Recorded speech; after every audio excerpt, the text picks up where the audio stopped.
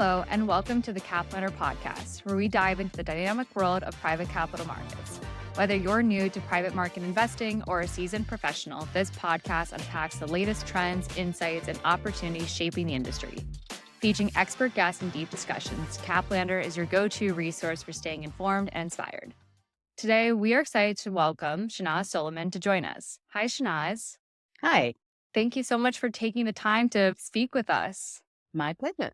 Well, I'll jump in. I'm Jody Thelander, and Shehnaaz and I go way back to our San Francisco days and sort of women executives growing up in the life science industry. So you have this incredible background that's converged into an incredible career, Shehnaaz. So maybe you want to fill us in a little bit.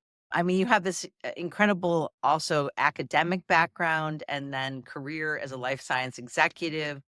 So maybe just give us a little information about just the facts of how you got here today. Sure, happy to. So I'm a physician, drug developer, deal maker, and I've spent the last 20 years in service of that goal, which is primarily about driving a difference for patients and trying to utilize every opportunity to have an incrementally bigger impact. I grew up in South Africa under apartheid. That's relevant because I lived in a community that did not have access to basic rights and healthcare rights in particular. And when I went to med school as part of the first cohort of non-white students to do so when things were changing in our country, back then it was a great opportunity to leverage my academic training and skills training into communities that I had grown up in that really had not had the benefit of good healthcare, basic healthcare. And how many women were amongst you, right? You must have been such an anomaly, even an anomaly out of an anomaly, right? I mean, there couldn't have been many of you. Yeah, it was a difficult time for South Africa, but also a very enlightening and inspirational time because we had an iconic leader in the form of Mandela, whom we could look to for inspiration. He was part of the reason why I spent most of my high school protesting apartheid. And then as a result of a wonderful transition in our country, which was peaceful, many institutions introduced a quota system. So indeed, the group of us that entered medical school were no more than 20%. And I think the women in the cohort were probably no more than 2%. But the interesting thing about that, Jody, is that from the very start, and this is true to today, it created an immense sense of gratitude for the value of that educational opportunity, the value of an opportunity to train to be a doctor, to be in service of others, and the realization that for every one of me, there were, in fact, thousands of others who would not have been given that opportunity. But did it ever occur to you that you could do anything other than being a doctor? Like my nephew went to MIT, to Mount Sinai. Now he's doing his surgical residency. And for him, it was always a clear path. It never occurred to him that he could do anything else. So for you, is this like the only thing that ever seemed this was it?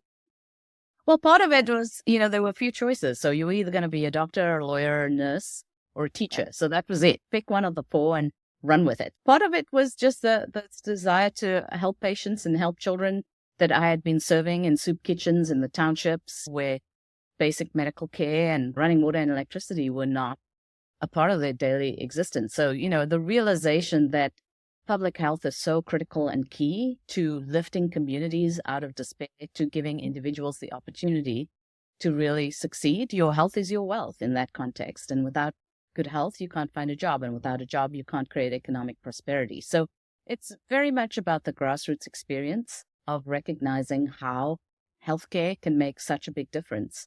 And I also, when I went to med school, was right at the time that the HIV pandemic had hit the world. And in fact, sub-Saharan Africa was hit hardest. So I spent many long nights caring for patients who were dying of AIDS. And we had no treatment. And these were people in the mines who were working there because they had no hopes of economic prosperity in their own countries in sub-Saharan Africa. My question really for you, Shehnaaz, is you went to medical school in South Africa. And then after you graduated, where did you go from there? What was the next step for you? Yeah, so I worked as a physician in a mining hospital doing internal medicine, but I was awarded a Rhodes Scholarship, and that was another force multiplier. I have goosebumps when you say that. Like, that is just beyond impressive. I mean, a Rhodes Scholar, how that deck got stacked for you, and then being a Rhodes Scholar, that is a phenomenal accomplishment. Oh, thank you. I mean, but, as with most things, Jody and Morgan, it's really about what you do with it. Right. Right. And how you can to leverage the benefit of all this great opportunity to something bigger and better. So I went to Oxford to development economics and business school, and it was around about that time that I discovered biotech and fell in love with it, because here suddenly was an entire industry committed to making the kind of difference that I had hoped to make. Your ability to pivot and to really, I mean, you really represent, because we work with so many private life science companies and investors in biotech, and they tell us, which is really how I can understand it now, that the investors tell us that when they meet a CEO, they can tell right away whether they're going to invest in them. And in talking with you, you can certainly see why, right, Morgan? I mean, how many times someone tells us they know right away? So you have that quality. And then in addition to that, as a company, to be a biotech CEO, you can tell that those that are going to be successful, who can build the teams and also really can take the medicine and all of the academics that they've had and formulate that into a business. I mean, those two things have really contributed to your success, your ability to pivot and to really be a leader and to have that whole sense of community from all the aspects that you've encountered. I mean, I know you talk about that. I do. And I think that a lot of lessons can be learned from growing up through adversity, which can be channeled, because resilience is a muscle that we all need to build. And Right. empathy is something that gets cultivated when you have been through a lot, and a lot of that formative experience is really what has defined me as a leader. And I think leaders rise above circumstances. We stay true to our values and we inspire others to do the same. And in this market, as you know, an incredibly difficult macro backdrop, an incredibly volatile financing environment, more than ever, as leaders, we need to react to this with adaptability and while staying true to the mission. And the mission is clear for us. The mission is make a difference to patients. It's that simple. Well, moving from one of your many hats, which is being a CEO and a board member, and then moving a little bit into the Biotech CEO Sisterhood. Obviously, for anybody who was at JP Morgan Healthcare this year, the JP Morgan Healthcare Conference saw a lot of women in pink on Tuesday. And I think people would love to know a little bit about the thought process that went into that, and maybe how, I mean, clearly it was successful because everybody saw it. But what can you tell us about the thought that went into it and why?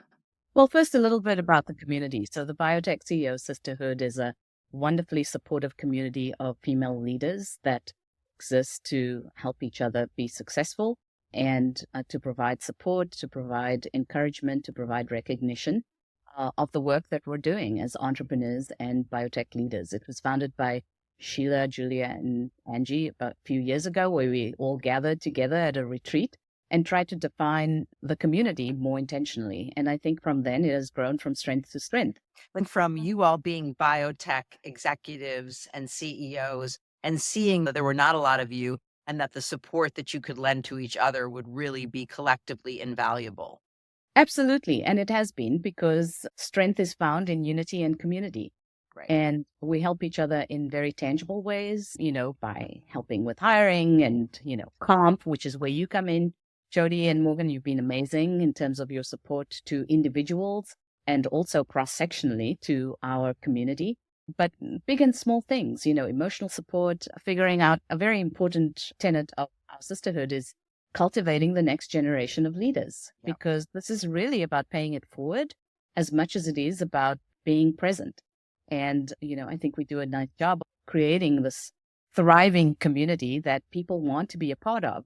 It's a non-threatening community. It's an inclusive community. The values that we stand for are very much about patients first, about supporting innovation independent of where it comes from, about equal access to opportunity, about being merit-based, and about encouraging others to step up and develop their leadership potential. And that's what it's about. Amazing. You did, and fantastic. I've already been shopping online now to see and planning for next year. I was thinking maybe I should just wear pink every day of JP Morgan for next year. It turns out it's a color that looks good on everyone. Yeah, it was really phenomenal. Yeah, you even had some of the men wearing the pink ties and the pink shirts, which is great too.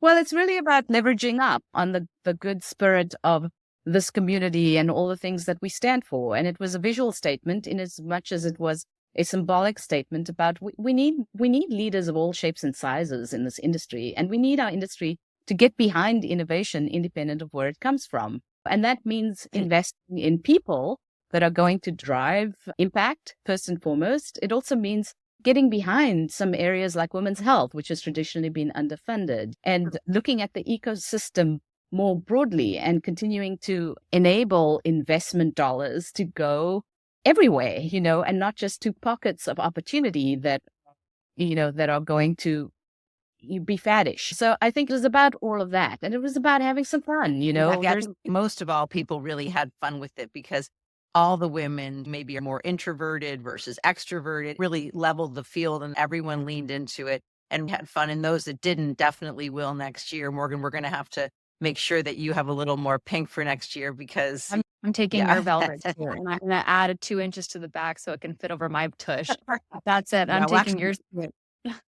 The fact that we're here as a mother-daughter team, I think, and you've always been so great to support us that way, Shehnaaz, but, seeing Morgan being my daughter and getting to be, having been now at JP Morgan really for like 10 years, because Morgan even came when she was in college. And I remember when we were all at a cocktail party, I think the last night, and, we got to chat. You were always generous with her and with all of us. It's been a holistic approach from the start. And now it's just really been perpetuated because we see that what we were doing is turned into something that's really defining how women can be successful and men can be successful as well by understanding all of this.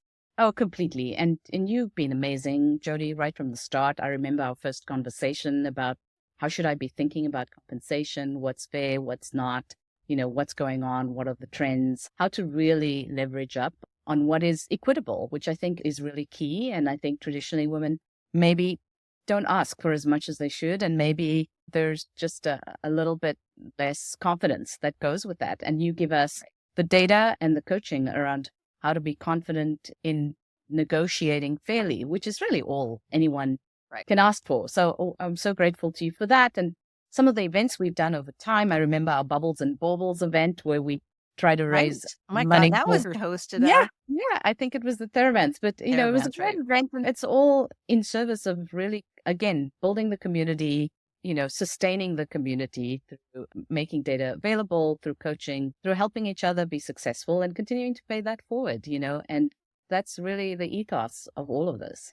Well, I think, and Morgan, this because we've had this as being mother-daughter and also me being the CEO of the company and getting to pave a path here as well, is that there is no reason to not lean into it. And there are no rules that says you can't. So we've always been I wore a t-shirt to bed for years that said, don't let fear stop you. And it really became more of a mantra in our home and the way that Morgan was raised and our careers have become, it's all very holistic, right? And just like you, it's not a job, it's a career, it's a mindset.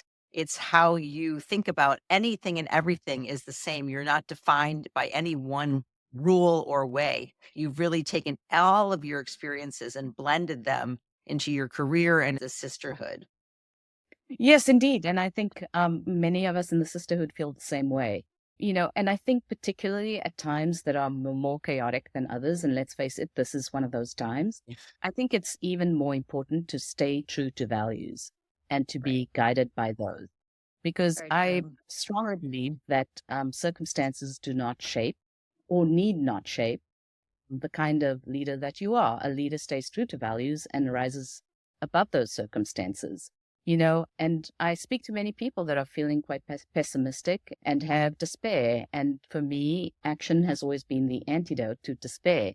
And there's so many ways that we can act. We can act locally. I mean, I tell people, hang a prism in a window, and watch the colors be reflected off of it. Or help people in your inner circle be successful. There's a spectrum of action which is possible for all of us. And the minute you do that and you activate it, it takes you out of this realm of despair into something which is more hopeful, which we have to be. We have to be. We're here now and we have a clear purpose, whether it's making that difference to patients, which is common to all of us, or whether it's making a difference to people around us and cultivating the next generation of leaders that will lead us into a better, brighter future. But it's there for us to, for the taking.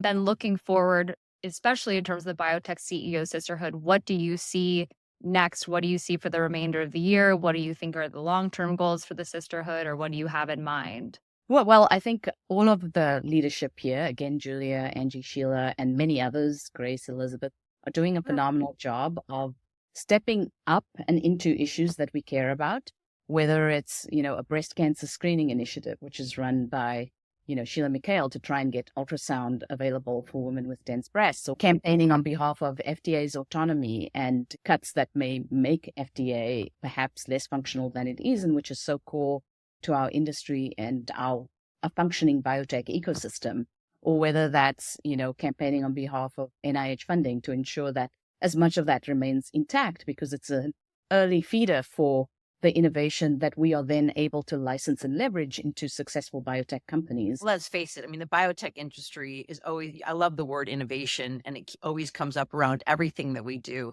And there's no question that life sciences, biotech, drug delivery, new medicines, new research, access, that's why the life science businesses, we watch the tech businesses go up and down and sideways, but life sciences has always been a long game, very strategic part of this ecosystem. It's never been revenue generating, right, for private companies being acquired. And it's always been the M&A transactions or IPOs have always been based on the research and the science. And it will continue to be that way. And I hope that we see more M&A to help stimulate, interest in the sector and the category as an investment strategy. And, I hope that the markets become less volatile, although those are things we can't control as individual leaders. But I think we can always control what we work on, and addressing unmet needs in creative ways with technologies, next generation technologies. I mean, at ReCode, we're a genetic medicine company trying to solve the question of delivery, which is so critical to enhancing the possibilities for genetic medicine. So whatever that core mission is or purpose that drives us, I think that remains the same.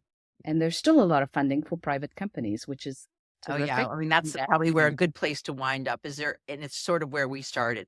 When there are CEOs and executives like you will always get funded. It may take longer, and you may raise more at one financing series than the other because it's taking longer, but there is dry powder. VCs do have money. It's just taking a little longer to deploy, but the innovation is important, and it's a healthy part of the ecosystem, and it's not going anywhere. It's a little more of a drip right now than a steady flow. You just got to keep going, and sooner or later you will prevail. Yeah. And I think the adaptability is key, but also to your point, I think acknowledging that it's not all roses is important. The rules of the game have changed. Your first experiment could be your defining experiment, and it needs to work or not. Evidence-based criteria is more important than ever before. And boards and management teams are grappling with this daily. I think there's a lot to be said for more of a consolidation thesis around companies that, perhaps shouldn't be standalone companies, but should be merging based on tech synergy. So I think there's a lot more to it than there has been. And it, to your point, requires us to be thoughtful and strategic about how value creation gets done. And agile. I think on that note, we're going to wind up. And Morgan, any other last thoughts here to bring it all together for us? Is there anything we didn't ask you that you would like to touch on, or something we missed? I don't think so. I'd just say that great leaders are made, not necessarily born. And in times of chaos, it's really an opportunity for people to step up. Mandela is a great, iconic leader of mine and someone that I've admired forever. It was just to say courage is not the absence of fear, but it's the triumph over it. I think we have what we need to be able to ride this out and to be able to triumph over it. And I certainly am up for it. Yeah, well, you look up pretty in your pink suit, and we're going to continue with that positive thinking. And we thank you for your time today. Of course, my pleasure.